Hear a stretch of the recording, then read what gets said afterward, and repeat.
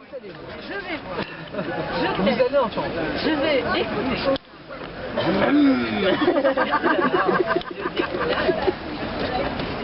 Là, plutôt silencieux. Donc ça a un avantage et un inconvénient pour cette version-là. L'avantage c'est que ça s'insère facilement dans l'environnement de par son caractère silencieux, mais d'un côté, les gens ne l'entendent pas venir. Ce qui fait que parfois quand il y a des foules devant, il avait détecté le vélo, il a détecté le vélo, alors il s'est arrêté. alors ce qu'il y a, c'est qu'ils sont taquins. C'est un moyen pour tester, pour être sûr que ça marche en fait. Donc il y a par exemple un certain nombre de choses qu'on n'a pas intégrées dans celle-là. Celle-là, voilà. Celle-là, vraiment, on n'a pas eu le temps d'intégrer toutes les nouvelles améliorations. Du coup, il y a par exemple tout ce qui est gling gling gling, pour signaler aux gens la présence des véhicules quand même lorsqu'il y a.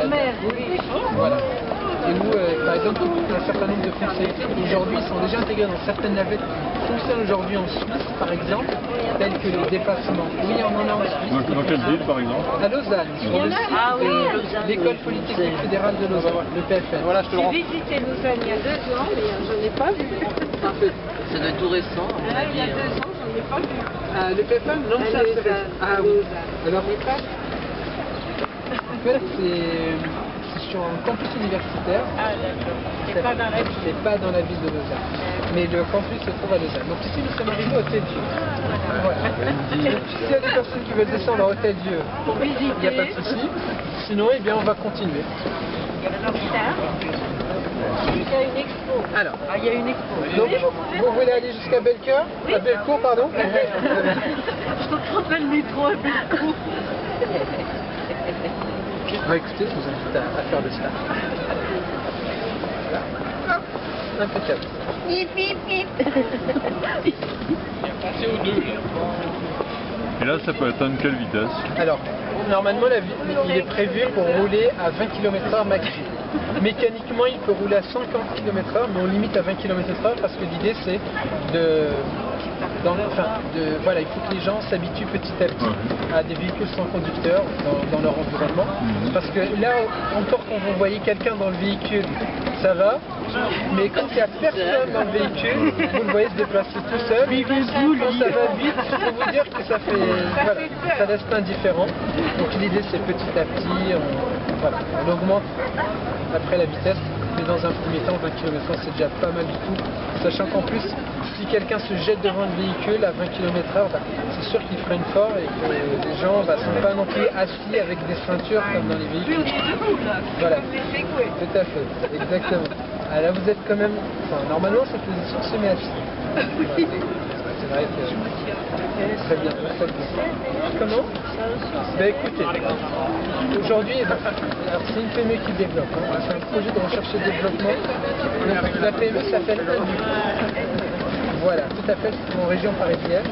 Donc elle travaille sur ce type de technologie-là depuis 2004, depuis sa création. Donc il faut savoir que c'est un projet issu de la recherche et développement, c'est un projet qui coûte cher à développer. Et pour une PME, c'est pas non plus évident, on ne parle pas d'une multinationale.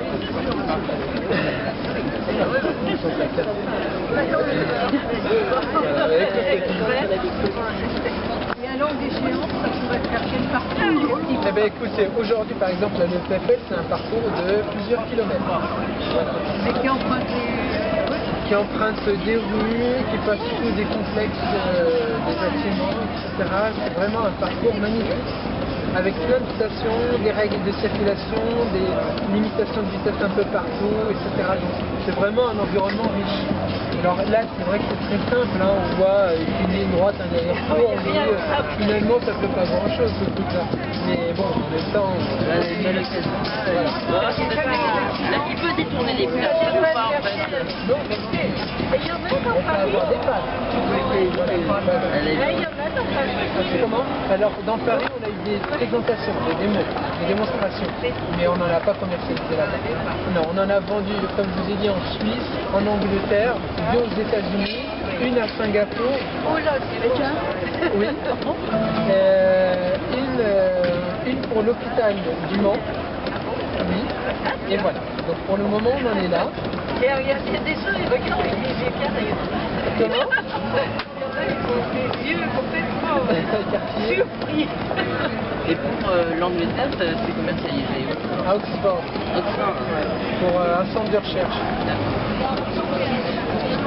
Il y a des projets en France ou c'est certaines villes pour étudier pour Oui, il y a plein de choses en discussion, mais pour le moment, concrètement, c'est pas encore en circulation. Voilà. Il y a juste On le présente et voilà, exactement. Déjà que les gens sachent que ça existe. Déjà, je ne savais pas. Et juste l'hôpital du Mans. Comment? Oui, tout à fait, jusqu'à 15%.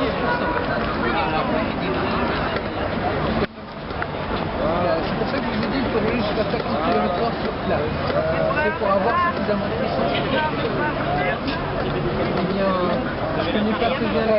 Il faut monter à l'impôt. C'est pas difficile. En tout cas, prenez la plupart pour plaisir à ça, prenez la douche, vous allez adorer. On va y arriver à Bellecour, mesdames. Merci. Je vous en prie. Merci. Je vous en prie. Bonne journée.